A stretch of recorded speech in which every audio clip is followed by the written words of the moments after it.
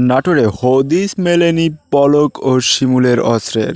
নাটোরে নিজেদের নামে লাইসেন্স করা আগ্নেয়াস্ত্র জমা দেননি আওয়ামী লীগ সরকারের সময়ে নাটোর-৩ সিংড়া আসনের সাবেক সংসদ সদস্য এবং জুনায়েদ আহমেদ পলক ও নাটোর-২ সদর ও নলডাঙ্গা আসনের আলোচিত সংসদ সদস্য শফিকুল ইসলাম শিমুল। অবৈধ অস্ত্র উদ্ধারের স্বরাষ্ট্র মন্ত্রণালয়ে বেঁধে দেওয়া সময় পার হলেও সাবেক এই দুই এমপির পক্ষে কেউ সংশ্লিষ্ট থানায় এ অস্ত্র জমা দেননি। ফলে এই দুইজনের অস্ত্র অবৈধ বলে ঘোষণা করেছে সরকার। এছাড়া অস্ত্রের প্রভাবশালী ব্যবহারকারীদের মধ্যে নিজেদের নামে থাকা বৈধ অস্ত্র জমা দিয়েছেন সাবেক যুব ও ক্রীড়া প্রতিমন্ত্রী আহাদ আলী সরকার, নাটোর-১ আসনের সাবেক সংসদ সদস্য শহীদুল ইসলাম বকুলসহ অন্যরা। নাটোর জেলা